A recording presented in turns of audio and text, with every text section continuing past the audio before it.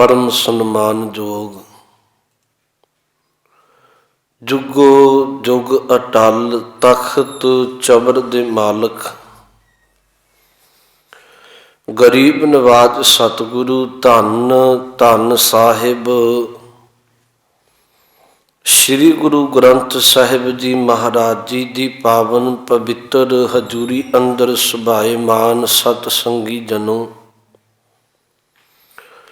गुरु चरणों विच बैठण दा सुभाग गुरु की कृपा बख्शिश का सदका प्राप्त होया है।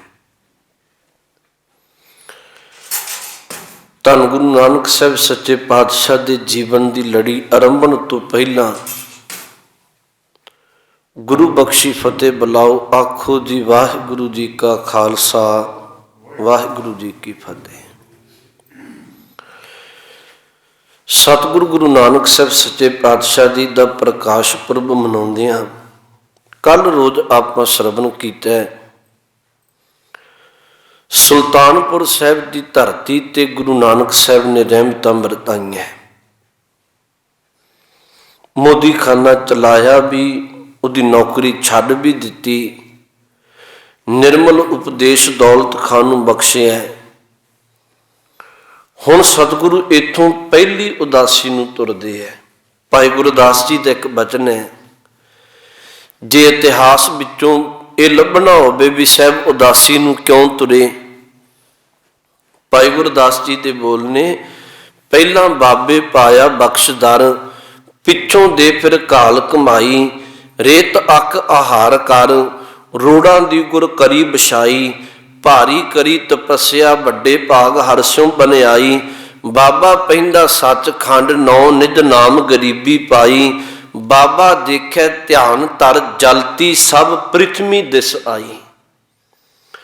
भाई गुरदास साहब कहते गुरु नानक साहब महाराज ने जदों ध्यान ला के वेख्या जिहड़ा संसार है ये विकारां दी अग विच सड़ी जा रहा है। बाबा देखे ध्यान धर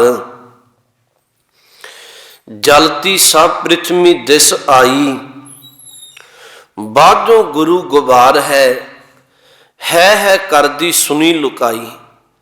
गुरु तो बिना जिंदगी विच अंधकार है ते लोग रब्बी नाम छड्ड के हाय हाय दी पुकार विच लगे हुए ने। अगले बोल सन, बाबे भेख बनाया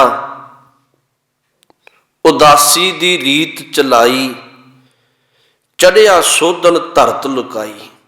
गुरु ने फिर एक लिबास पा के ते धरती नूं सोधन दे लई, सोधन दा भाव इहदा भला करन दे लई, मनुखता नूं रब्बी बख्शिशां नाल जोड़न दे लई गुरु नानक साहब तुरदे हैं। सुल्तानपुर साहब जदों तुरन लगे, दौलत खां तो लैके हर मनुख ने सुल्तानपुर दे ने साहब नूं बहुत तरले पाए भी सतगुरु सुल्तानपुर साहब इमें छड्ड के ना जाओ। हजूर दे जीवन विच ना परिवार ना संसार ना नवाब ना पुत्र कोई भी अजिहा नहीं जिहड़ा रुकावट पा सकिया होवे। सतगुरु ने सब नूं दिलासा दे के सब नूं रब्बी परमेश्वर ते भरोसा रखण दी बख्शिशां दे के इत्थों तुरदे हैं। तुरन लग्या नूं साहब नूं सुल्तानपुर दी संगत ने एक गल पुछी सी, महाराज दो तरह के लोग ने, एक हिंदू धर्म नूं मनण वाले, एक मुसलमान धर्म नूं मनण वाले, ते तुसी सानू उपदेश जो असी किहड़े राह तुरीए। बड़ा कीमती सवाल ये सुल्तानपुर दी संगत ने पूछया सी। असी सतगुरु हिंदू धर्म दे मार्ग ते तुरीए जां असी सतगुरु मुसलमान धर्म दे राह तुरीए। गुरु नानक साहब ने एक बचन आख्या सी, कहन लगे भलिओ तुसी खुदा दे राह तुरो। खुदा ना मुसलमान है, खुदा ना ही हिंदू है। गुरु नानक साहब ने यह बचन आखे, तुसी खुदा दे राह तुरो, ਇਹ ਰਹਿਮਤਾਂ ਵਰਤਾ ਕੇ 1505 ਈਸਵੀ ਨੂੰ ਗੁਰੂ ਨਾਨਕ ਸਾਹਿਬ ਪਹਿਲੀ ਉਦਾਸੀ ਨੂੰ ਤੁਰਦੇ ਹੈ। ਸਤਿਗੁਰੂ ਮਹਾਰਾਜ ਸਭ ਤੋਂ ਪਹਿਲਾਂ ਸੁਲਤਾਨਪੁਰ ਸਾਹਿਬ ਤੋਂ ਚੱਲ ਕੇ ਬਿਆਸਾ ਦਰਿਆ ਉੱਥੋਂ ਪਾਰ ਕਰਦੇ ਹੈ, ਜਿੱਥੇ ਅੱਜ ਕੱਲ੍ਹ ਗੋਇੰਦਵਾਲ ਸਾਹਿਬ ਹੈ। ਇਹ ਚੇਤਾ ਰੱਖਿਓ, ਸਤਿਗੁਰੂ ਸਭ ਤੋਂ ਪਹਿਲਾਂ ਗੋਇੰਦਵਾਲ ਵਸਿਆ ਨਹੀਂ, ਬਿਆਸਾ ਦੇ ਕੰਢੇ ਸਤਿਗੁਰੂ ਨੇ ਟਿਕਾਣਾ ਕੀਤਾ। ਨਗਰ ਦੀ ਕੋਈ ਵਸੋਂ ਨਹੀਂ ਸੀ। 3 ਦਿਨ ਸਾਹਿਬ ਇੱਥੇ ਰੁਕੇ। ਬਾਬੇ ਮਰਦਾਨੇ ਸਾਹਿਬ ਨੇ ਕੀਰਤਨ ਕੀਤਾ, ਰਬਾਬ ਵਜਾਈ। ਗੁਰੂ ਨਾਨਕ ਸਾਹਿਬ ਸੱਚੇ ਪਾਤਸ਼ਾਹ ਨੇ ਰੱਬੀ ਸਿਫਤ ਕੀਤੀ। ਇੱਥੇ ਕੁਝ ਸੰਗਤਾਂ ਸਤਿਗੁਰੂ ਦੇ ਕੋਲ ਲਾਗੇ ਪਿੰਡਾਂ ਵਿੱਚੋਂ ਆਈਆਂ। ਉਹਨਾਂ ਗੁਰੂ ਕੀ ਸੰਗਤ ਕਰਕੇ ਬੇਨਤੀ ਕੀਤੀ, ਮਹਾਰਾਜ ਕੋਈ ਭਲੇ ਦਾ ਆਪਣੀ ਰਸਨਾ ਤੋਂ ਹੁਕਮ ਕਰ ਦਿਓ। ਹਜ਼ੂਰ ਨੇ ਇੱਥੇ ਬਚਨ ਕੀਤਾ ਸੀ, ਕਹਿਣ ਲੱਗੇ ਇੱਕ ਮਹਾਪੁਰਖ ਆਏਗਾ। ਬੋਲ ਨੇ ਇਹ ਲਿਖੇ ਹੋਏ ਇਤਿਹਾਸ ਵਿੱਚ, ਮਹਾਪੁਰਖ ਆਏਗਾ, ਕੀਰਤਨ ਹੋਏਗਾ, ਬਸੋਂ ਵਧੇਗੀ। ਇਹ ਬਚਨ ਸਤਿਗੁਰੂ ਨੇ ਗੋਇੰਦਵਾਲ ਸਾਹਿਬ ਦੀ ਧਰਤੀ ਤੇ ਕੀਤਾ। ਗੋਇੰਦਵਾਲ ਸਾਹਿਬ ਬਾਅਦ ਵਿੱਚ ਵਸਦਾ ਹੈ। ਉਹ ਮਹਾਪੁਰਖ ਧੰਨ ਗੁਰੂ ਅਮਰਦਾਸ ਜੀ ਆਉਂਦੇ ਹੈ। 3 ਦਿਨ ਇੱਥੇ ਰੁਕ ਕੇ ਮਹਾਰਾਜ ਇੱਥੋਂ ਚੱਲਦੇ ਆ। ਤਰਨ ਤਾਰਨ ਸਾਹਿਬ ਦੀ ਧਰਤੀ ਤੇ ਹੁੰਦਿਆਂ ਹੋਇਆਂ, ਉਦੋਂ ਤਰਨ ਤਾਰਨ ਸਾਹਿਬ ਵੀ ਨਹੀਂ ਵਸਿਆ, ਗੁਰੂ ਅਰਜਨ ਸਾਹਿਬ ਨੇ ਵਸਾਇਆ ਹੈ। ਪਰ ਤੁਹਾਨੂੰ ਇਤਿਹਾਸ ਚੇਤਾ ਰਹੇ, ਗੁਰੂ ਨਾਨਕ ਸਾਹਿਬ ਤਰਨ ਤਾਰਨ ਸਾਹਿਬ ਦੀ ਧਰਤੀ ਤੇ ਆਏ ਹੈ ਪਹਿਲਾਂ, ਉਦੋਂ ਨਗਰ ਨਹੀਂ ਵਸਿਆ। ਇੱਥੋਂ ਮਹਾਰਾਜ ਲੰਘ ਕੇ ਫਤਿਆਬਾਦ ਦੀ ਧਰਤੀ ਤੇ ਇੱਕ ਰਾਤ ਕੱਟ ਕੇ ਰੱਬੀ ਉਪਦੇਸ਼ ਦੇ ਕੇ ਅਗਾਂਹ ਫਿਰ ਸੁਲਤਾਨ ਵਿੰਡ ਇਹਦੀ ਜੂਹ ਵਿੱਚ ਟਿਕਾਣਾ ਕਰਦੇ ਹੈ। ਜੂਹ ਦਾ ਸ਼ਬਦ ਤੁਸੀਂ ਸਮਝਦੇ ਹੋ। ਸੁਲਤਾਨ ਵਿੰਡ ਦੇ ਬਾਹਰ ਜਿੱਥੋਂ ਤੱਕ ਲੋਕਾਂ ਦੀ ਜ਼ਮੀਨ ਜਾਇਦਾਦ ਹੈ, ਇੱਥੇ ਹਜ਼ੂਰ ਗੁਰੂ ਨਾਨਕ ਸਾਹਿਬ ਨੇ ਟਿਕਾਣਾ ਕੀਤਾ। ਇੱਥੇ ਫਿਰ ਰੱਬੀ ਯਾਦ ਵਿੱਚ ਜੁੜੇ। ਬਾਬੇ ਮਰਦਾਨੇ ਸਾਹਿਬ ਨੇ ਰਬਾਬ ਵਜਾਈ।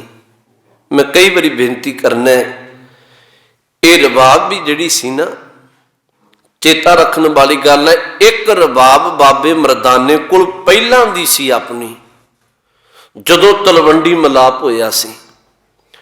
ਪਰ ਜਦੋਂ ਸਤਿਗੁਰੂ ਉਦਾਸੀਆਂ ਤੇ ਤੁਰਨ ਲੱਗੇ, ਉਦੋਂ ਸਤਿਗੁਰੂ ਨੇ ਬੇਬੇ ਨਾਨਕੀ ਤੋਂ ਟਕਾ ਦਵਾ ਕੇ, ਪੈਸੇ ਦਵਾ ਕੇ, ਤੇ ਇੱਕ ਰਬਾਬ ਭਾਈ ਫਿਰੰਦੇ ਨਾਮ ਦਾ ਇੱਕ ਕਾਰੀਗਰ ਸੀ, ਭਾਈ ਫਿਰੰਦੇ ਕੋਲੋਂ ਰਬਾਬ ਲੈਣ ਲਈ ਘੱਲਿਆ। ਤੁਹਾਨੂੰ ਪਤਾ ਹੋਵੇ, ਅੱਗੋਂ ਜਦੋਂ ਭਾਈ ਫਿਰੰਦੇ ਨੂੰ ਪਤਾ ਲੱਗਿਆ ਵੀ ਤੇ ਗੁਰੂ ਨਾਨਕ ਸਾਹਿਬ ਦੇ ਦਰ ਰਬਾਬ ਵਜਾਉਂਦਾ ਹੈ, ਉਹਨੇ ਅੱਗੋਂ ਪੈਸੇ ਨਹੀਂ ਲਏ ਸੀ। ਇੱਕ ਸ਼ਬਦ ਜ਼ਰੂਰ ਵਰਤਿਆ ਸੀ, ਕਹਿਣ ਲੱਗੇ ਬਾਬਾ ਮਰਦਾਨਾ ਜੀ, ਮੈਨੂੰ ਤੇਰੇ ਪੈਸੇ ਨਹੀਂ ਚਾਹੀਦੇ, ਪਰ ਇੱਕ ਕਿਰਪਾ ਕਰੀ, ਇਹ ਰਬਾਬ ਹੈ ਜਿਹੜੀ ਗੁਰੂ ਨਾਨਕ ਸਾਹਿਬ ਸੱਚੇ ਪਾਤਸ਼ਾਹ ਤੋਂ ਬਿਨਾਂ ਕਿਸੇ ਅੱਗੇ ਵਜਾਈ ਨਾ। ਉਹ ਰਬਾਬ ਬਾਬੇ ਮਰਦਾਨੇ ਸਾਹਿਬ ਨੇ ਸੁਲਤਾਨ ਵਿੰਡ ਦੀ ਜੂਹ ਵਿੱਚ ਵਜਾਈ ਬੈਠ ਕੇ। ਗੁਰੂ ਨਾਨਕ ਸਾਹਿਬ ਨੇ ਰੱਬੀ ਸਿਫਤ ਕੀਤੀ। ਇੱਥੇ ਇੱਕ ਜ਼ਿਮੀਂਦਾਰ ਸਤਿਗੁਰੂ ਦੇ ਕੋਲ 3 ਚੀਜ਼ਾਂ ਲੈ ਕੇ ਆਇਆ ਛਕਾਉਣ ਦੇ ਲਈ। ਜਿੱਥੇ ਉਹ ਭੋਜਨ ਪ੍ਰਸ਼ਾਦ ਹੋਰ ਲੈ ਕੇ ਆਇਆ, ਉਹ ਇੱਥੇ ਘਿਓ, ਖੰਡ ਤੇ ਆਟਾ, ਇਹ ਵੀ ਦਾਤਾਂ ਗੁਰੂ ਨੂੰ ਭੇਟ ਕਰਨ ਦੀ ਲੈ ਕੇ ਆਇਆ। ਹਜ਼ੂਰ ਨੇ ਇੱਥੇ ਬਾਬੇ ਮਰਦਾਨੇ ਸਾਹਿਬ ਨੂੰ ਕਿਹਾ, ਕੜਾਹ ਪ੍ਰਸ਼ਾਦ ਦੀ ਦੇਗ ਤਿਆਰ ਕਰੋ। ਇਤਿਹਾਸ ਵਿੱਚ ਇਹ ਵੀ ਜ਼ਿਕਰ ਹੁੰਦਾ ਹੈ ਕਿ ਕੜਾਹ ਪ੍ਰਸ਼ਾਦ ਦੀ ਦੇਗ ਪਹਿਲੀ ਵਾਰ ਸੁਲਤਾਨ ਵਿੰਡ ਦੀ ਜੂਹ ਵਿੱਚ ਇੱਥੇ ਤਿਆਰ ਹੋਈ ਹੈ। ਤੇ ਗੁਰੂ ਨੇ ਇੱਕ ਬਚਨ ਇੱਥੇ ਕੀਤਾ ਸੀ, ਕਹਿਣ ਲੱਗੇ ਇੱਥੇ ਮੋਖ ਤੇ ਭੋਗ ਦੇ ਪ੍ਰਵਾਹ ਚੱਲਣਗੇ। ਇਹ ਲਿਖੇ ਹੋਏ ਬੋਲ ਨੇ ਇਤਿਹਾਸ ਵਿੱਚ। ਇੱਥੇ ਮੋਖ ਤੇ ਭੋਗ ਦੇ ਪ੍ਰਵਾਹ ਚੱਲਣਗੇ। मोख का अर्थ इस दर ते कोई आएगा उन्हें मुक्ति मिलेगी। भोग का अर्थ इत्थे बेअंत लंगरां दे प्रवाह चलणगे। याद रखियो ये वो अस्थान बाद विच गुरु रामदास सच्चे पातशाह जी वसा के श्री अमृतसर साहिब वसाउंदे है। सुल्तान बिंड दी जूह विच अमृतसर साहिब दी धरती ते गुरु नानक साहब सच्चे पातशाह पहले जामे विच आए हुए ने। बाद विच गुरु रामदास जी वसाउंदे आ। इथों महाराज चल के बख्शिशां वरता के एक राम तीर्थ का उगा अस्थान है लाहौर के इलाके विच। सतगुरु उत्थे जाते हैं। इत्थे एक चरणदास बैरागी साधु रहिंदा है, गेरुए कपड़े पाए हुए है, पर वो लोकां नूं दो गल्लां कर करके अपने आप नूं त्रिकालदर्शी दर्शाउंदा है लोकां सामने। मैं तिन्हां लोकां दा ज्ञाता है। चरणदास बैरागी जां लोकां नूं वर दे के जां लोकां नूं डर दे के, बड़े ध्यान नाल सुनियो, जां लोकां नूं वर दे के पिटावा लैंदा है, जां लोकां नूं डर दे के धर्म दे नां ते वह अपनी पिटावा लोगों तो लैंदा है। गुरु नानक साहब सच्चे पातशाह महाराज जदों चरणदास बैरागी दे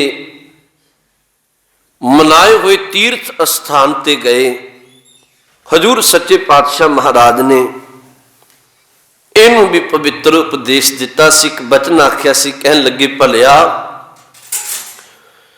धर्मी वो नहीं जिहड़ा धर्म के नां ते मनुखता नूं डरा के जां धर्म के नां ते वर दे के ते पिटावा लैके ऐश प्रस्ती का जीवन बतीत करे, वो धर्मी नहीं है।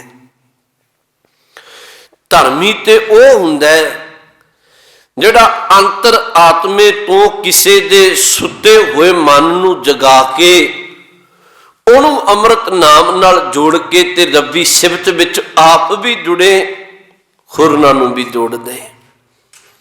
चरणदास बैरागी ने जदों गुरु के बचन सुने सन, सतगुरु नूं नमस्कार कर दिती। कहन लग्या महाराज मैं एवें वावा वावा दी प्रस्ती विच पै के अपने आप दा जीवन बर्बाद करी जा रहा सा।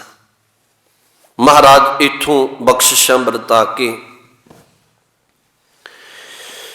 धन गुरु नानक साहब सच्चे पातशाह जिला मिंट गुमरी पिंड दीपालपुर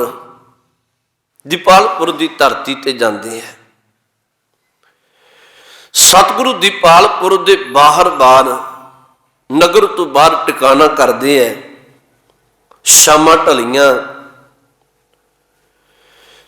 बहुत दर्द भरी आवाज, कुरलाहट की आवाज गुरु नानक साहब जी के सोए कन्नां विच पई ते साहब ने बाबे मरदाने नूं एक बचन आख्या। कहन लगे मरदाना जी ये रात ते टिकी हुई है, पर इत्थे ते बड़ी कुरलाहट ना कोई चीखा मार मार के कुरला रहा है, पता कर कौन है। साहब बाबे मरदाने ने लागे बन्ने फेरा पा के जो वेखिया जिधरों आवाज आ रही सी,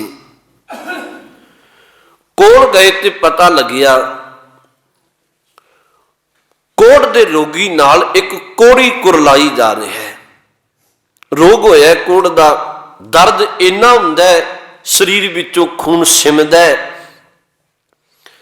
साहब नूं आ दसिया, हजूर सच्चे पातशाह महाराज का हिरदा पिघलिया। गुरु नानक साहब महाराज अपने आसन तो उठ के उस कोड़ी दे कोल चले गए। इतिहास विच उहदा नाम नरंगा कोड़ी जां नूरा जां नूरी, तीन वखरे वखरे इवें करके लिखिया हुआ है। सतगुरु नरंगे कोड़ी दे कोल गए, उन्हें दर्द भरी आवाज विच ही शब्द कहे सन, महाराज मेरे लागे कोई आउंदा नहीं है। पर हजूर ने आख्या तू अपनी कुली का बूहा खोल। उन्हें बूहा खोलिया। जदों अपने नेत्रां नाल धन गुरु नानक साहब सच्चे पातशाह जी का दर्शन किया, दीदार करके उहदे हिरदे नूं टिका आया। सतगुरु ने एक गल पूछी सी, कहन लगे नुरंगे अज ते तू रोगी हो गया है, गल वखरी है तू कुरलाद है, पर जदों किते तू शरीर करके तंदुरुस्त सी, तू कदी तंदुरुस्ती होने के नाते रब का शुकराना कीता सी? उन्हें सच बोल के आखे, कहन लगे महाराज नहीं। गुरु ने उत्थे एक शब्द उचारिया सी बाणी विच, जियो तपत है बारो बार, तप तप खपे बहुत बेकार, जय तन बाणी विसर जाए, जो पक्का रोगी बिल लाए। पक्का रोगी का आखिरी अर्थ है कोड़ दा रोगी। कहन लगे जिन्हों हिरदे विचों परमात्मा का नाम भुल जाए, वह अंतर आत्मे तो इन्ना तपदा है जिमें कोड़ दा रोगी कर लाउंदा है। सतगुरु कहन लगे इवें कर लाउंदा है। जियो तपत है बारो बार, तप तप खपे बहुत बेकार, जय तन बाणी विसर जाए, जो पक्का रोगी बिल लाए। फिर साहब ने मेरा शब्द वरत्या, जिन कन कीते अखी नाक, जिन जिहबा दिती बोले तात, जिन मन राख्या अग्नि पाए, बाजा पवन आखै सब जाए। सतगुरु ने शब्द वरते, कहन लगे भलिया जिस परमात्मा ने आ आखां, ए नासका, ए कान, ए रसना बेअंत बख्शिशां तेनू कीतियां, तू कदी शुकराना नहीं करदा।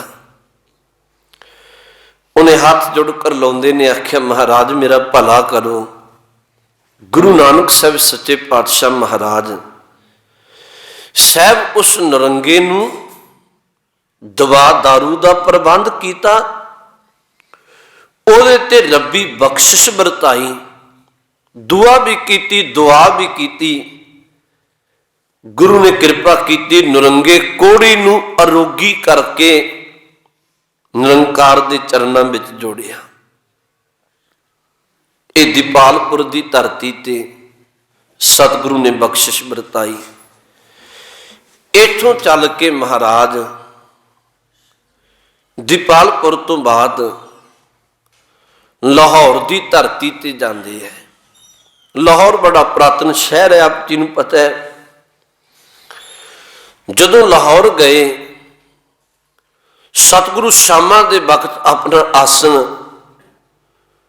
लाहौर की धरती ते लाउंदे है ते रब्बी सिफत विच जुड़ के रात गुजारी। जदों अमृत वेला होया सी लाहौर, ते अमृत वेले हजूर दे कन्नां विच इथों भी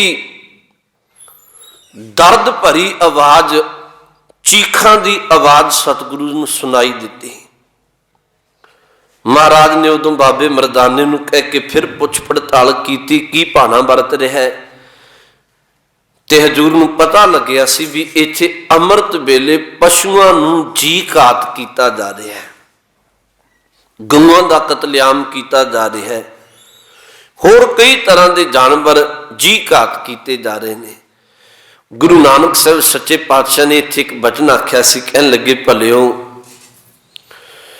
अमृत वेला ते रब्बी सिफत करन दा वक्त है, अमृत वेला ते रब्बी इबादत दा वक्त है, पर लाहौर दे लोकी इन्ने जहर विच मस्त हो गए ने, ये अमृत वेले रब्बी भगती करन दी बजाए जी घात करके पाप कमा रहे ने।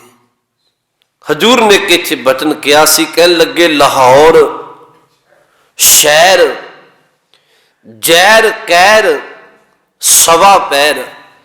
आ बचन गुरु ग्रंथ साहिब की बाणी विच 12 ते वधीक विच दर्ज किया हुआ है।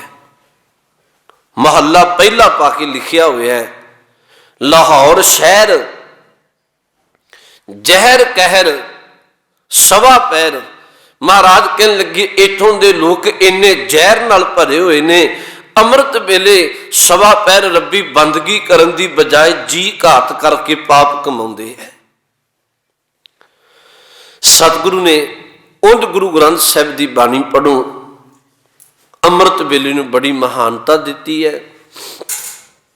ਜਪਜੀ ਸਾਹਿਬ ਵੀ ਪੜ੍ਹ ਲਓ। ਮੈਂ ਤੁਹਾਨੂੰ ਨਾਲ ਨਾਲ ਬਾਣੀ ਵਿੱਚੋਂ ਬੇਨਤੀ ਕਹਿ ਦਿਆਂ, ਗੁਰੂ ਨਾਨਕ ਸਾਹਿਬ ਨੂੰ ਜਦੋਂ ਸਿੱਖ ਸੰਗਤ ਨੇ ਪੁੱਛਿਆ ਸੀ ਨਾ, ਮਹਾਰਾਜ ਗੁਰੂ ਅੱਗੇ ਅਸਲੀ ਭੇਟਾ ਜੇ ਕਿਸੇ ਭੇਟ ਕਰਨੀ ਹੋਵੇ ਤੇ ਅਸਲੀ ਭੇਟ ਕੀ ਹੈ?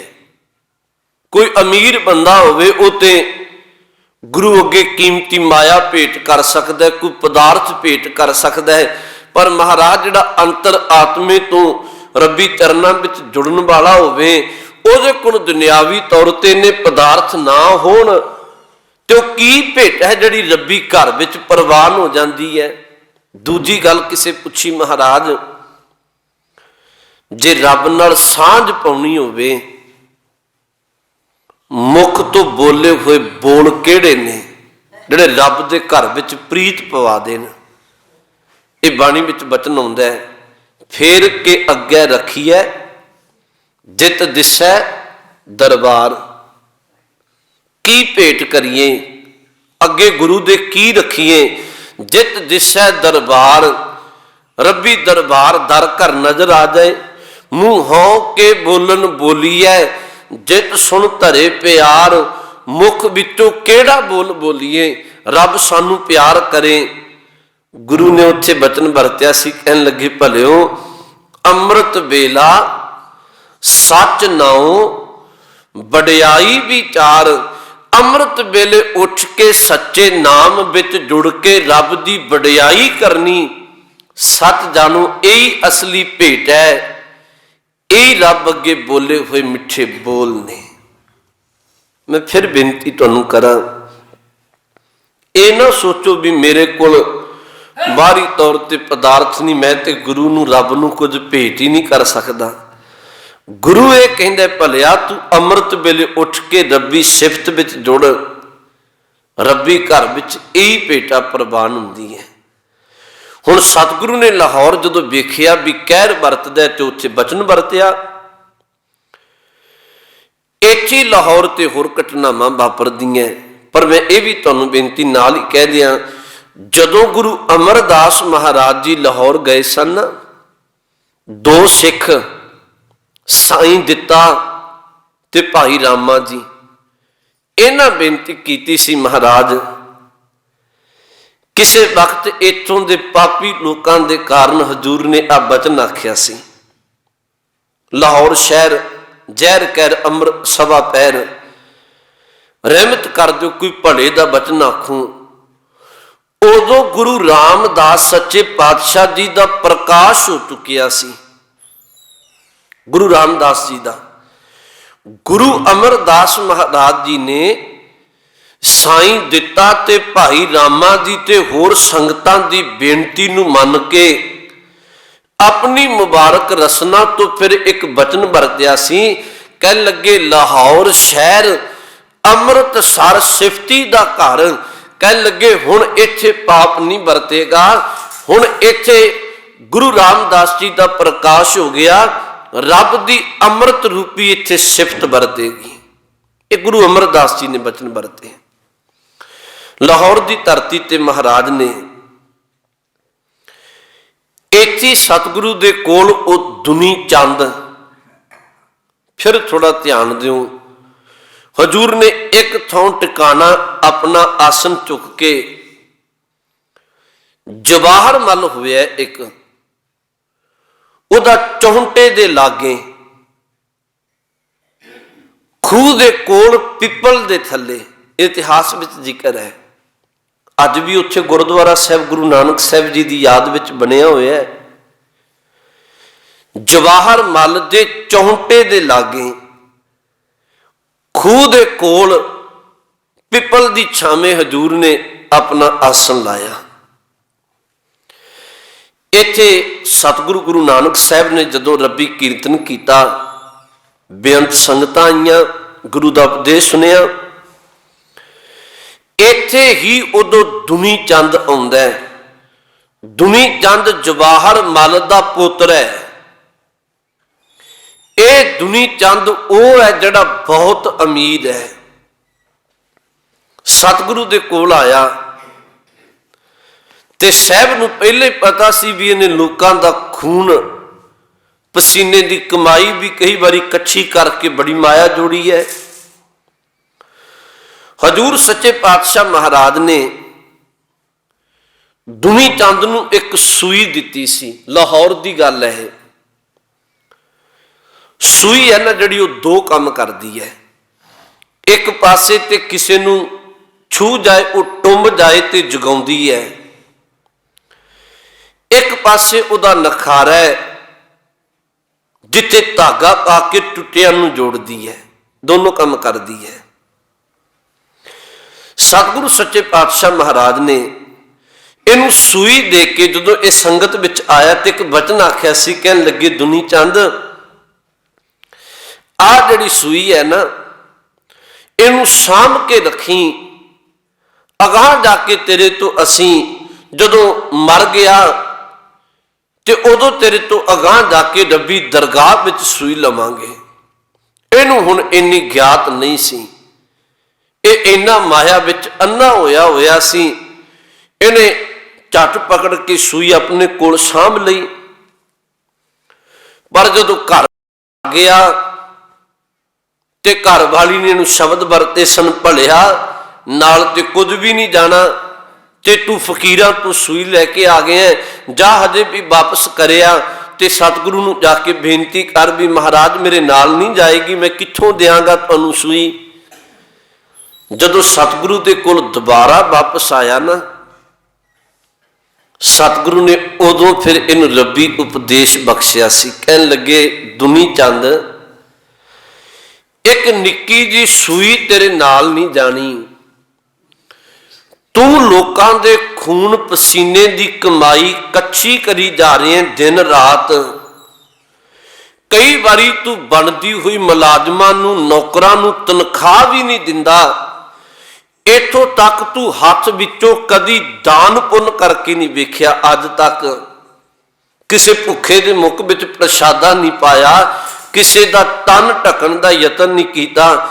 ਸਤਿਗੁਰੂ ਕਹਿਣ ਲੱਗੇ, ਜਿਹੜੀ ਮਾਇਆ ਤੂੰ ਜੋੜ ਕੇ ਢੇਰ ਲਾ ਕੇ ਬੈਠੇ ਤੇਰੇ ਨਾਲ ਜਾਏਗੀ। ਫਿਰ ਗੁਰੂ ਕੇ ਬਚਨ ਸੁਣ ਕੇ ਸਤਿਗੁਰੂ ਦੇ ਚਰਨਾਂ ਤੇ ਟਹਿ ਪਿਆ। ਗੁਰੂ ਨਾਨਕ ਸਾਹਿਬ ਨੂੰ ਬੜੇ ਅਦਬ ਨਾਲ ਆਪਣੇ ਘਰ ਲੈ ਕੇ ਗਿਆ। ਜਦੋਂ ਘਰ ਲੈ ਕੇ ਗਿਆ ਨਾ, ਇਹਦੇ ਘਰ ਤੇ 7 ਝੰਡੇ ਝੁੱਲਦੇ ਸੀ ਤੇ ਸਤਿਗੁਰੂ ਨੇ ਸਹਿਜ ਸੁਭਾਅ ਇਹ ਗੱਲ ਪੁੱਛੀ।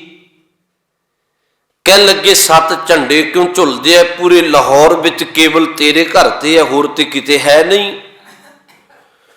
ਉਦੋਂ ਸਾਹਿਬ ਨੂੰ ਦੱਸਿਆ, ਮਹਾਰਾਜ ਇਹਦੇ ਕੋਲ 7 ਲੱਖ ਰੁਪਈਆ ਜੋੜਿਆ ਹੋਇਆ ਇਸ ਵਕਤ। ਉਸ ਵਕਤ ਦਾ ਚੇਤਾ ਰੱਖੋ, ਅੱਜ ਤੇ ਕਰੋੜਾਂ ਵਰਗਾ ਸੀ।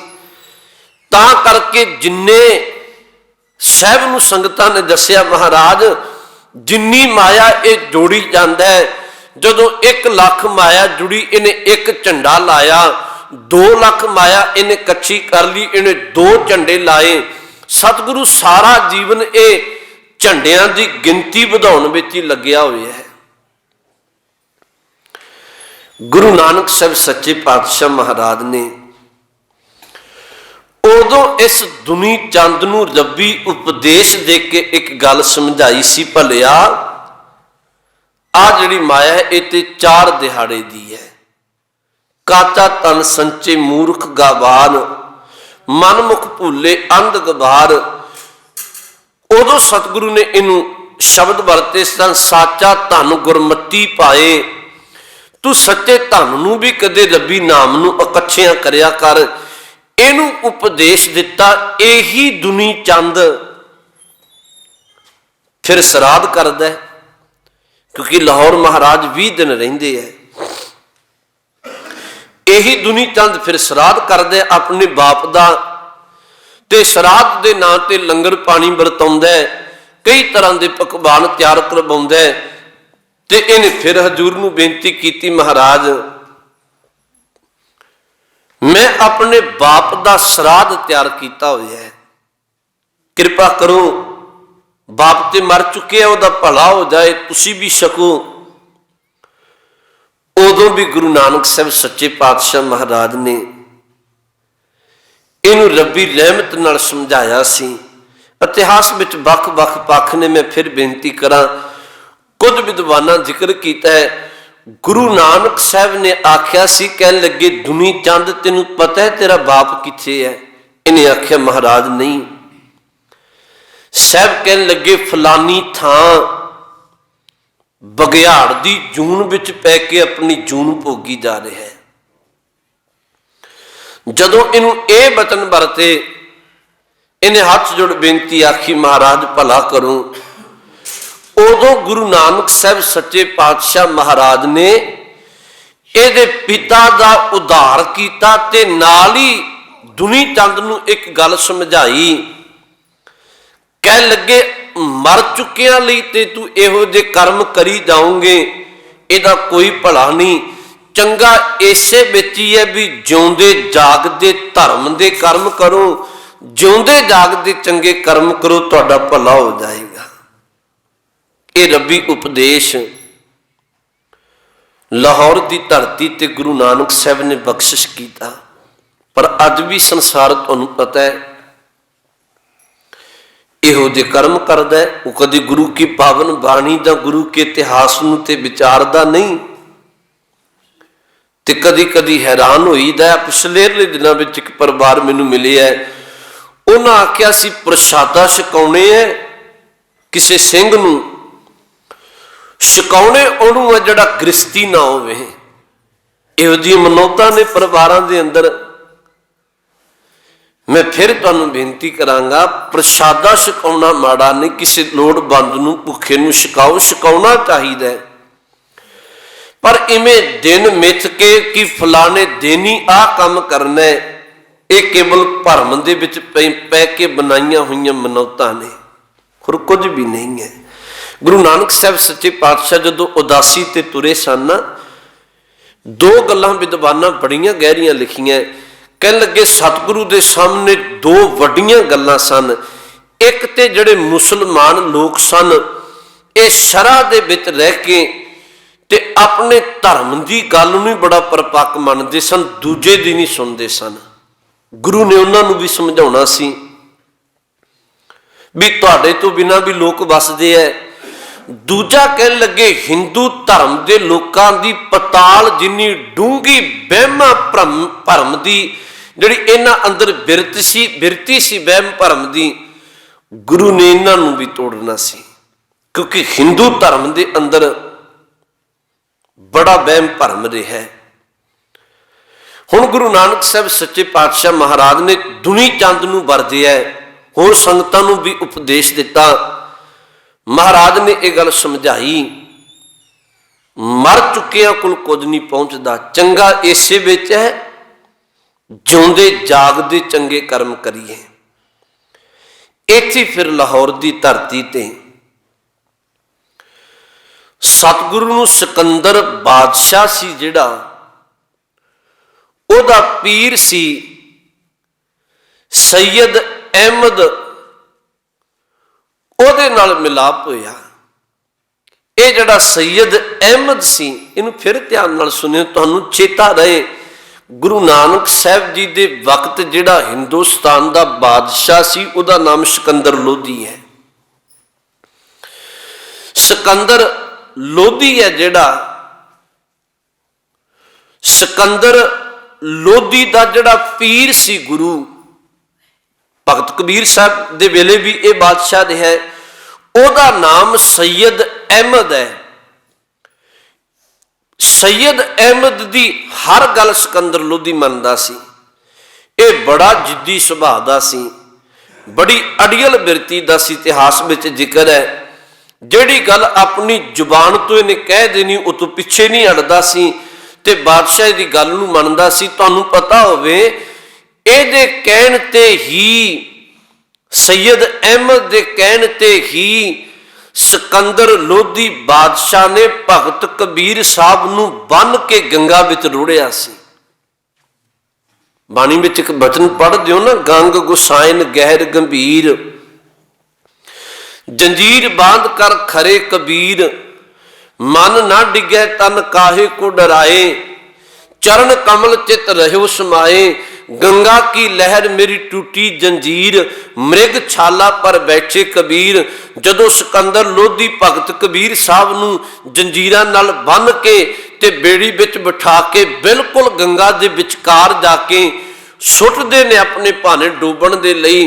ਪਰ ਭਗਤ ਕਬੀਰ ਸਾਹਿਬ ਰੱਬੀ ਇਬਾਦਤ ਕਰਨ ਵਾਲੇ ਸਨ, ਉਹ ਕਿਨਾਰੇ ਤੇ ਤੈਰ ਕੇ ਆ ਗਏ ਸਨ। ਉਦੋਂ ਨੇਕੀ ਦੀ ਜਿੱਤ ਹੋਈ ਸੀ, ਬਦੀ ਹਾਰ ਗਈ ਸੀ। ਉਹ ਇਸੇ ਲਾਹੌਰ ਦੇ ਸੈਯਦ ਅਹਿਮਦ ਜਿਹੜਾ ਪੀਰ ਹੈ, ਇਹਦੇ ਕਹਿਣ ਤੇ ਭਗਤ ਕਬੀਰ ਸਾਹਿਬ ਨੂੰ ਰੋੜਿਆ ਸੀ। ਇਹ ਬੜਾ ਜਿੱਦੀ ਤੇ ਅੜੀਅਲ ਸੁਭਾਅ ਦਾ ਮਾਲਕ ਸੀ, ਆਪਣੀ ਮਨਾਈ ਹੋਈ ਸ਼ਰ੍ਹਾ ਵਿੱਚ ਹੀ ਪਰਪੱਕ ਰਹਿਣ ਵਾਲਾ। ਤੇ ਕਈ ਇਹਨੇ ਜ਼ਿੰਦਗੀ ਵਿੱਚ ਐਸੇ ਫੈਸਲੇ ਕੀਤੇ ਸਨ ਲਾਹੌਰ, ਜਿਹਦੇ ਕਾਰਨ ਆਮ ਮਨੁੱਖਤਾ ਨੂੰ ਬੜਾ ਦਰਦ ਤੇ ਪੀੜਾ ਸਹਾਰਨਾ ਪਿਆ ਸੀ। ਲਾਹੌਰ ਦੀ ਧਰਤੀ ਤੇ ਗੁਰੂ ਨਾਨਕ ਸਾਹਿਬ ਦਾ ਇਹਦੇ ਨਾਲ ਵੀ ਮਿਲਾਪ ਹੋਇਆ। ਗੁਰੂ ਨੇ ਇਹਨੂੰ ਵੀ ਨਿਰਮਲ ਉਪਦੇਸ਼ ਦਿੱਤਾ ਸੀ ਤੇ ਇੱਕ ਬਚਨ ਕਿਹਾ ਸੀ, ਕਹਿਣ ਲੱਗੇ, ਕੱਲੀ ਸ਼ਰ੍ਹਾ ਵਿੱਚ ਰਹਿ ਕੇ ਜਿਉਣ ਵਾਲਿਆ, ਜੇ ਮਨੁੱਖਤਾ ਨੂੰ ਤੂੰ ਇੱਕ ਨਿਗਾਹ ਨਾਲ ਨਹੀਂ ਵੇਖਦਾ ਬਰਾਬਰੀ ਦੇ ਨਾਲ, ਆਪਣੀ ਬਣਾਈ ਮਰਿਆਦਾ, ਆਪਣੀ ਸ਼ਰ੍ਹਾ ਨੂੰ ਉੱਤਮ ਮੰਨ ਕੇ ਤੂੰ ਦੂਸਰਿਆਂ ਦੇ ਪ੍ਰਤੀ ਨਫ਼ਰਤ ਪੈਦਾ ਕਰਨਾ, ਤੂੰ ਸੱਚਾ ਮੁਸਲਮਾਨ ਨਹੀਂ ਹੋ ਸਕਦਾ। ਗੁਰੂ ਨੇ ਬਚਨ ਕਹੇ ਸਨ, ਮੁਸਲਮਾਨ ਤੇ ਉਹ ਹੈ ਮਿਹਰ ਮਸੀਤ ਸਿਦਕ ਮੁਸੱਲਾ, ਹੱਕ ਹਲਾਲ ਕੁਰਾਨ। ਮਹਾਰਾਜ ਕਹਿਣ ਲੱਗੇ, ਜਿਹਦੇ ਹਿਰਦੇ ਦੇ ਅੰਦਰ ਮਿਹਰ ਦੀ ਮਸੀਤ ਹੋਵੇ, ਤਰਸ ਦੀ ਦਇਆ ਦੀ ਮਸੀਤ ਹੋਵੇ, ਹੱਕ ਦੀ ਕਮਾਈ ਕਰਦਾ ਹੋਵੇ, ਉਦੋਂ ਮਹਾਰਾਜ ਨੇ ਅਹਿਮਦ ਸੈਯਦ ਨੂੰ ਨਿਰਮਲ ਉਪਦੇਸ਼ ਦੇ ਕੇ ਇਹਨੂੰ ਵੀ ਰੱਬੀ ਖੁਦਾ ਦੇ ਘਰ ਵਿੱਚ ਚੰਗੀ ਤਰ੍ਹਾਂ ਜੋੜਿਆ। ਇੱਥੇ ਮਹਾਰਾਜ ਰਹਿਮਤਾਂ ਵਰਤਾ ਕੇ ਲਾਹੌਰ ਤੋਂ ਇੱਕ ਵਾਰ ਇਤਿਹਾਸ ਵਿੱਚ ਇਹ ਵੀ ਜ਼ਿਕਰ ਹੁੰਦਾ, ਮੈਂ ਕਹਿ ਦਿਆਂ, ਮਹਿਤਾ ਕਾਲੂ ਜੀ ਦੇ ਭਰਾ ਭਾਈ ਲਾਲੂ ਜੀ, ਗੁਰੂ ਨਾਨਕ ਸਾਹਿਬ ਜੀ ਦੇ ਚਾਚਾ ਜੀ, ਇੱਥੇ ਆਏ ਸਨ। ਉਹਨਾਂ ਦਰਸ਼ਨ ਨਮਸਕਾਰ ਕਰਕੇ ਕਿਹਾ ਸੀ, ਕਹਿਣ ਲੱਗੇ, ਸਤਿਗੁਰੂ ਤੁਹਾਨੂੰ ਰਾਏ ਬੁਲਾਰ ਬਹੁਤ ਯਾਦ ਕਰ ਰਿਹਾ ਹੈ ਤੇ ਕਿਰਪਾ ਕਰੋ ਇੱਕ ਵਾਰ ਜੇ ਰਾਏ ਬੁਲਾਰ ਨੂੰ ਦੀਦਾਰ ਬਖਸ਼ ਦਿਓ। ਇਤਿਹਾਸ ਵਿੱਚ ਜ਼ਿਕਰ ਹੁੰਦਾ, ਕੁਝ ਵਿਦਵਾਨਾਂ ਨੇ ਕੀਤਾ ਕਿ ਗੁਰੂ ਨਾਨਕ ਸਾਹਿਬ ਲਾਹੌਰ ਤੋਂ ਇੱਕ ਵਾਰ ਰਾਏ ਬੁਲਾਰ ਨੂੰ ਦਰਸ਼ਨ ਦੇਣ ਦੇ ਲਈ ਉਹਦੇ ਕੋਲ ਵਾਪਸ ਪਹੁੰਚੇ ਸਨ, ਕਿਉਂਕਿ ਰਾਏ ਬੁਲਾਰ ਨਾਲ ਹਜ਼ੂਰ ਦਾ ਬੜਾ ਪਿਆਰ ਸੀ। ਰਾਏ ਬੁਲਾਰ ਨੂੰ ਇੱਥੇ ਬਖਸ਼ਿਸ਼ਾਂ ਵਰਤਾ ਕੇ ਫਿਰ ਮਹਾਰਾਜ ਇੱਥੋਂ ਵਾਪਸ ਹਰਿਦੁਆਰ ਦੀ ਧਰਤੀ ਤੇ ਜਾਂਦੇ ਹੈ। ਜਦੋਂ ਸਤਿਗੁਰੂ ਹਰਿਦੁਆਰ ਦੀ ਧਰਤੀ ਤੇ ਗਏ, ਇੱਥੇ ਤੁਹਾਨੂੰ ਪਤਾ ਹੈ ਹਿੰਦੂਆਂ ਦਾ ਧਾਰਮਿਕ ਦਿਹਾੜਾ ਸੀ ਤੇ ਕੁਝ ਬ੍ਰਾਹਮਣ ਪੂਰਬ ਵਾਲੇ ਪਾਸੇ ਚੜ੍ਹਦੇ ਵੱਲ ਮੁਖ ਕਰਕੇ ਤੇ ਨਦੀ ਵਿੱਚੋਂ ਪਾਣੀ ਦੇ ਛਿੱਟੇ ਇਵੇਂ ਪਾ ਰਹੇ ਨੇ, ਡੋਲ ਰਹੇ ਨੇ ਸੂਰਜ ਵੱਲ। ਗੁਰੂ ਨਾਨਕ ਸਾਹਿਬ ਦਾ ਸਮਝਾਉਣ ਦਾ ਢੰਗ ਆਪਣਾ ਹੀ ਸੀ ਮਹਾਰਾਜ ਜੀ ਦਾ। ਹੁਜੂਰ ਨੇ ਉਹਨਾਂ ਨੂੰ ਕੁਝ ਨਹੀਂ ਕਿਹਾ। ਬੜੇ ਲੋਕ ਸੂਰਜ ਵੱਲ ਮੁਖ ਕਰਕੇ ਪਾਣੀ ਪਾ ਰਹੇ ਨੇ, ਝੱਟੀ ਜਾ ਰਹੇ ਨੇ ਪਾਣੀ। ਹਜੂਰ ਸਤਿਗੁਰੂ ਪੱਛਮ ਵਾਲੇ ਪਾਸੇ ਮੁਖ ਕਰਕੇ ਤੇ ਸਤਿਗੁਰੂ ਨੇ ਵੀ ਪਾਣੀ ਸੁੱਟਣਾ ਸ਼ੁਰੂ ਕਰ ਦਿੱਤਾ। ਜਦੋਂ ਸਤਿਗੁਰੂ ਇਵੇਂ ਪਾਣੀ ਸੁੱਟ ਗਿਆ ਤੇ ਉਹਨਾਂ ਪੰਡਤਾਂ ਨੇ, ਬ੍ਰਾਹਮਣਾਂ ਨੇ ਸਾਹਿਬ ਨੂੰ ਪੁੱਛਿਆ, ਕਹਿਣ ਲੱਗੇ, ਇਹ ਕੀ ਕਰ ਰਹੇ ਹੋ? ਸਤਿਗੁਰੂ ਕਹਿਣ ਲੱਗੇ, ਤੁਹਾਡੇ ਸਾਹਮਣੇ ਪਾਣੀ ਸੁੱਟ ਰਹੇ ਆ ਇੱਧਰ ਨੂੰ। ਉਹਨਾਂ ਆਖਿਆ, ਪਾਣੀ ਤੇ ਸੁੱਟ ਰਹੇ ਹੋ, ਪਰ ਪਾਣੀ ਕਿੱਥੇ ਸੁੱਟ ਰਹੇ ਹੋ? ਸਾਹਿਬ ਕਹਿਣ ਲੱਗੇ, ਪਹਿਲਾਂ ਤੁਸੀਂ ਦੱਸੋ, ਤੁਸੀਂ ਤੇ ਮੇਰੇ ਨਾਲੋਂ ਪਹਿਲਾਂ ਦੇ ਲੱਗੇ ਹੋਏ ਹੋ, ਤੁਸੀਂ ਕਿੱਥੇ ਸੁੱਟ ਰਹੇ ਹੋ? ਉਹਨਾਂ ਆਖਿਆ, ਅਸੀਂ ਮਰ ਚੁੱਕੇ ਪਿੱਤਰਾਂ ਤੱਕ ਪਾਣੀ ਪਹੁੰਚਾ ਰਹੇ ਹਾਂ, ਜਿਹੜੇ ਮਰ ਚੁੱਕੇ ਨੇ। ਜਿਹੜੇ ਮਰ ਜਾਂਦੇ ਨੇ ਉਹਨਾਂ ਨੂੰ ਪਿੱਤਰ ਸ਼ਬਦ ਵਰਤਿਆ ਜਾਂਦਾ, ਤੁਹਾਨੂੰ ਪਤਾ ਹੋਵੇ। ਕਹਿਣ ਲੱਗੇ ਅਸੀਂ ਮਰ ਚੁੱਕੇ ਪਿੱਤਰਾਂ ਤੱਕ ਇਹ ਪਾਣੀ ਪਹੁੰਚਾ ਰਹੇ ਹਾਂ। ਗੁਰੂ ਨਾਨਕ ਸਾਹਿਬ ਨੇ ਬਚਨ ਆਖੇ, ਕਹਿਣ ਲੱਗੇ ਮੈਂ ਆਪਣੇ ਖੇਤਾਂ ਨੂੰ ਪਾਣੀ ਪਹੁੰਚਾ ਰਿਹਾ ਹਾਂ। ਪੱਛਮ ਵਾਲੇ ਪਾਸੇ ਸਾਹਿਬ ਦੀ ਗੱਲ ਤੇ ਹੱਸ ਕੇ ਕਹਿਣ ਲੱਗੇ ਤੁਹਾਡਾ ਪਾਣੀ ਤੇ ਆ ਡਿੱਗ ਰਿਹਾ ਹੈ। ਗੁਰੂ ਨਾਨਕ ਸਾਹਿਬ ਨੇ ਆਖਿਆ, ਭਲਿਓ ਮੈਨੂੰ ਤੇ ਆਪਣੇ ਖੇਤਾਂ ਦਾ ਪਤਾ ਹੈ, ਉਹ 200-250 ਮੀਲ ਨੇ ਇਥੋਂ। ਇਹ ਵੀ ਪਤਾ ਹੈ ਵੀ ਤਲਵੰਡੀ ਦੀ ਧਰਤੀ ਤੇ ਮੇਰੇ ਖੇਤ ਨੇ। ਜੇ ਮੇਰਾ ਪਾਣੀ ਆ ਡਿੱਗ ਰਿਹਾ ਨੇੜੇ ਤੇ ਤੁਹਾਨੂੰ ਤੇ ਮਰ ਚੁੱਕੇ ਪਿੱਤਰਾਂ ਦਾ ਪਤਾ ਵੀ ਨਹੀਂ ਉਹ ਕਿੱਥੇ ਹੈ। ਸਤਿਗੁਰੂ ਕਹਿਣ ਲੱਗੇ ਤੁਹਾਡਾ ਪਾਣੀ ਵੀ ਤੇ ਆ ਹੀ ਡਿੱਗ ਰਿਹਾ, ਤੁਹਾਡਾ ਕਿਹੜਾ ਕਿਤੇ ਪਹੁੰਚ ਰਿਹਾ। ਸਤਿਗੁਰੂ ਨੇ ਜਦੋਂ ਇਹ ਸ਼ਬਦ ਵਰਤੇ ਸਨ, ਉਦੋਂ ਉਹਨਾਂ ਪੰਡਤਾਂ ਨੂੰ, ਬ੍ਰਾਹਮਣਾਂ ਨੂੰ ਗੁਰੂ ਦੀ ਗੱਲ ਸਮਝ ਆ ਗਈ। ਸਤਿਗੁਰੂ ਨੇ ਉੱਥੇ ਫਿਰ ਬਚਨ ਆਖੇ ਸਨ, ਕਹਿਣ ਲੱਗੇ ਭਲਿਓ ਇਹ ਤੇ ਕੇਵਲ ਧਰਮ ਦੇ ਨਾਂ ਤੇ ਤੁਸੀਂ ਭਰਮ ਵਿੱਚ ਪੈ ਕੇ ਕੇਵਲ ਵਹਿਮੀ ਪਾਲਿਆ ਹੋਇਆ ਹੈ। ਤੁਹਾਡਾ ਸੁੱਟਿਆ ਹੋਇਆ ਪਾਣੀ ਉੱਥੇ ਨਹੀਂ ਪਹੁੰਚਦਾ, ਉਹ ਤੇ ਪਰਮਾਤਮਾ ਨੇ ਜਿਹੜੀ ਅਗਲੀ ਖੇਡ ਵਰਤਾਉਣੀ ਹੈ ਵਰਤਾ ਦਿੱਤੀ ਹੈ। ਇੱਥੇ ਇਹਨਾਂ ਨੂੰ ਨਿਰਮਲ ਉਪਦੇਸ਼ ਬਖਸ਼ ਕੀਤਾ ਸੀ। ਮੈਂ ਇੱਕ ਬੇਨਤੀ ਤੁਹਾਨੂੰ ਹੋਰ ਵੀ ਕਹਿਣ ਲੱਗੀ ਹਾਂ, ਕਿਸੇ ਵਕਤ ਕੁਝ ਗੱਲਾਂ ਦੇ ਗਹਿਰੇ ਭਾਵ ਸਨ ਜਿਨ੍ਹਾਂ ਨੂੰ ਅਸੀਂ ਵਿਸਾਰ ਦਿੱਤਾ। ਜਿਵੇਂ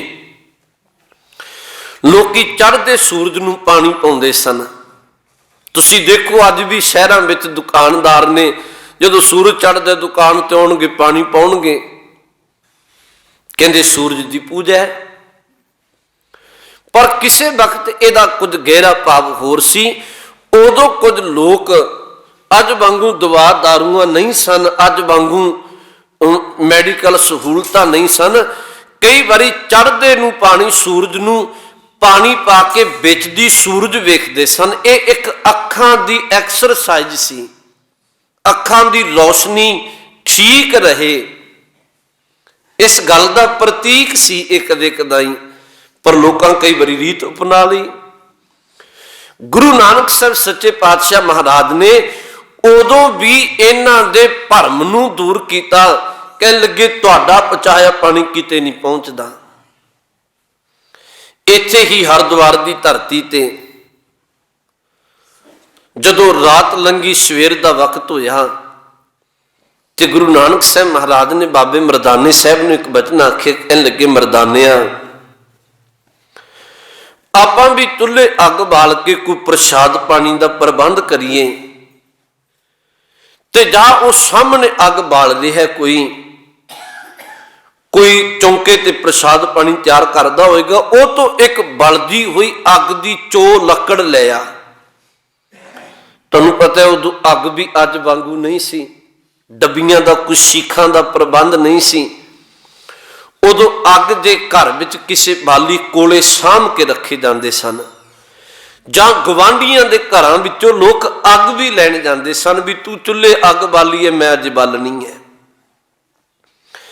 ਬਾਬਾ ਮਰਦਾਨਾ ਸਾਹਿਬ ਸਤ ਬਚਨ ਕਹਿ ਕੇ ਹਰਿਦੁਆਰ ਦੀ ਧਰਤੀ ਤੇ ਅੰਮ੍ਰਿਤ ਵੇਲੇ ਜਦੋਂ ਸਵੇਰੇ ਅੱਗ ਲੈਣ ਗਿਆ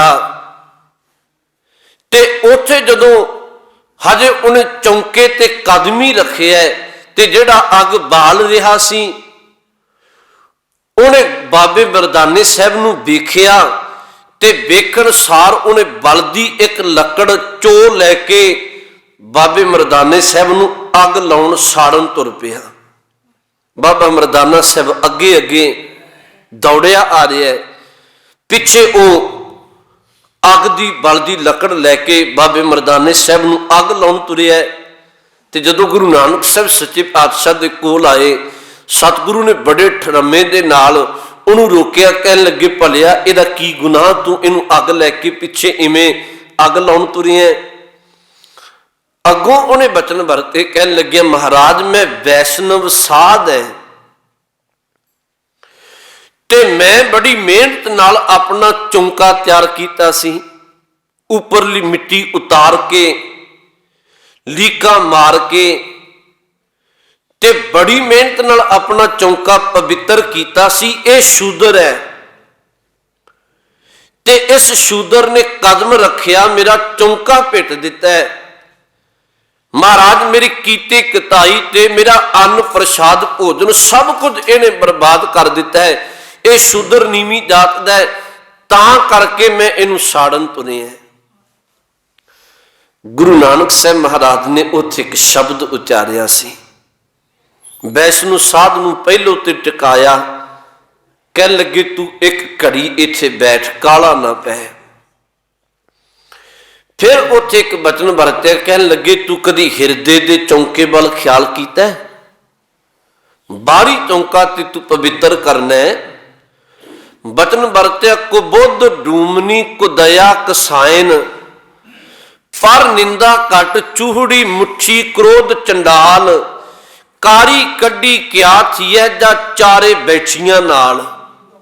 ਇਹਦੇ ਅਰਥ ਸਨ, ਕਹਿਣ ਲੱਗੇ ਕੁਬੁੱਧ ਡੂਮਨੀ, ਪਹਿਲੀ ਗੱਲ ਤੇ ਤੇਰੇ ਕੋਲ ਚੰਗੀ ਬੁੱਧ ਨਹੀਂ ਹੈ, ਕੁਬੁੱਧ ਹੈ, ਭੈੜੀ ਮੱਤ ਹੈ, ਤੇਰੇ ਲਈ ਇਹੀ ਡੂਮ ਬਣ ਕੇ ਬੈਠੀ ਹੈ। ਕੁਬੁੱਧ ਡੂਮਨੀ ਕੁਦਇਆ ਕਸਾਇਨ, ਤੇਰੇ ਹਿਰਦੇ ਵਿੱਚ ਦਇਆ ਨਹੀਂ, ਤੇਰੇ ਹਿਰਦੇ ਵਿੱਚ ਤਰਸ ਦੀ ਭਾਵਨਾ ਨਹੀਂ।